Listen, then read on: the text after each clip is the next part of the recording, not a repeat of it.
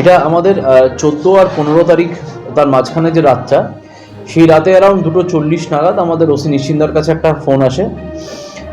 সেই ফোনে যে খবরটা আসে সেটা হচ্ছে যে রাজস্থানের একজন ব্যবসায়ীকে অপহরণ করে আমাদের এই নিশ্চিন্দা থানা এলাকায় কোথাও আটক করে রাখা হয়েছে।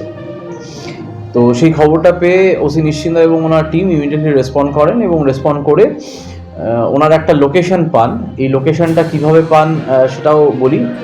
যিনি ভিকটিম আছেন সেই ভিকটিম কোনোভাবে নিজের লাইভ লোকেশন যেটা আছে সেই লাইভ লোকেশনটা শেয়ার করতে সমর্থ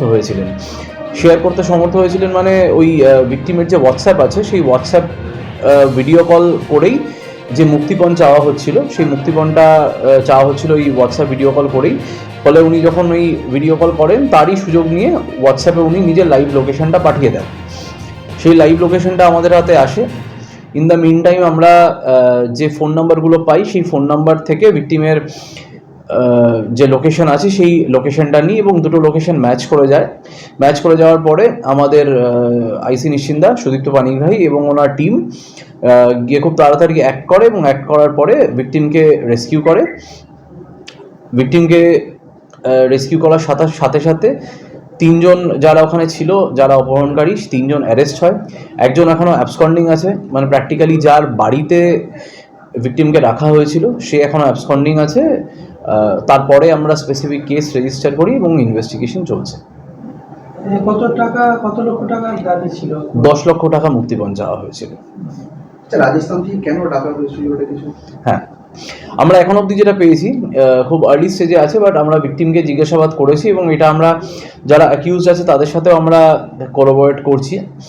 ভিকটিমের বেসিক্যালি রাজস্থানে গার্মেন্টসের ব্যবসা আছে, মহিলাদের গার্মেন্টসের ব্যবসা আছে এবং সেই ব্যবসায়িক সূত্রেই এদের সাথে পরিচয়, যে মেন অ্যাকিউজ আছে তার সাথে পরিচয়। তো সেই ব্যবসার কিছু কথাবার্তা লেনদেন করার জন্য এখানে এসেছিল। এই যে অ্যাকিউজ আছে সেই অ্যাকিউজটি সাহায্য করেছিল আমাদের ভিকটিমকে ডানকুনিতে একটা হোটেলে থাকতে।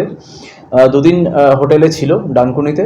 তারপর তার ফিরে যাওয়ার ব্যাপার ছিল, কিন্তু যেদিন ফিরে যাওয়ার ব্যাপার সেই সময় যে অ্যাকিউজ আছে তারা রিয়েলাইজ করে যে ভিকটিম তার কাছে বেশ কিছু লিকুইড ক্যাশ আছে এবং তখনই আর কি এই চিন্তাভাবনাটা আসে যে ওকে যেতে না দিয়ে রিস্ট্রেন করে রাখা, কিডন্যাপ করে রাখা এবং মুক্তিপণ চাওয়া।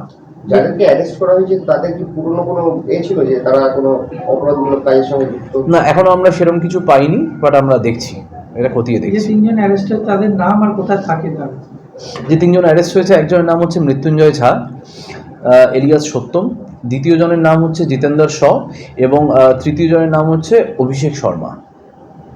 কোথায় থাকে এরা মৃত্যুঞ্জয় এবং জিতেন্দ্র এদের দুজনেই নিশ্চিন্দার বাসিন্দা। অভিষেক হচ্ছে উত্তরপাড়া থানা এলাকার বাসিন্দা। রাজস্থান থেকে যিনি এসেছিলেন ওনার বাড়ির লোক কি ডাকা হয়েছে? ওনার বাড়ির লোক? হ্যাঁ, ওনার বাড়ির লোকের সাথে ওখানে লোকাল পুলিশের সাথেও আমরা কন্ট্যাক্ট করেছি এবং ওনার বাড়ির লোকের সাথেও আমরা কন্ট্যাক্ট করেছি। ওনার বাড়িতে বয়স্ক মা বাবা আছেন। বাবা গভর্নমেন্ট এমপ্লয়ি ছিলেন, কিন্তু যেটা আছে একটু অসুস্থ আছেন। বাবা অসুস্থ আছেন, বয়স্ক আছেন। মা হোম মেকার আছেন, ফলে মা বাবা কারোর পক্ষে এখানে আসা সম্ভব হয়নি, কিন্তু ওনারা অন্যান্য রিলেটিভদের মাধ্যমে এবং যা লয়ার আছে সেগুলো পাঠিয়েছেন। ভিকটিমকে কি বেঁধে রাখা বা কোনো টর্চারিং কিছু? না, আমরা সেরকম কোনো কিছু পাইনি। ভিকটিমকে মানে বাড়ির লোকের হাতে হ্যান্ড ওভার করা বা সেটা কীভাবে পৌঁছে দেওয়ার ব্যবস্থা হবে? আজকে এখন তো এটা বেসিক্যালি ইনভেস্টিগেশন চলছে। ভিকটিমের আমরা যেটা ম্যাজিস্ট্রেটের সামনে গোপন জবানবন্দি যেটাকে বলি, যেটা আগে 164 সিআরপিসি ছিল, এখন 183 বিএনএসএস হয়েছে, সেই প্রসেসটা আজকে কমপ্লিট হওয়ার পরে এরপর যদি ভিকটিমকে আর কিছু তদন্তকারী অফিসার কিছু জিজ্ঞাসাবাদ করে তারপর ভিকটিমকে হ্যান্ড ওভার করে দেওয়া হবে। আচ্ছা, যার বাড়িতে রাখা হয়েছিল তার বাড়ির লোক কি জানতো এই ব্যাপারটা, কি কাউকে এনে বাড়িতে রাখা হয়েছে বা মারধর করা হয়েছে কিছু? এটা জিজ্ঞাসাবাদ করা চলছে। মেনলি কি টাকা আদায়টাই উদ্দেশ্য ছিল? এখন অবধি আমাদের তো তাই মনে হচ্ছে। ভিকটিমকে কি কোনো রকম টর্চার করা হয়েছিল? না, আমরা সেরকম কিছু পাইনি। ঠিক আছে।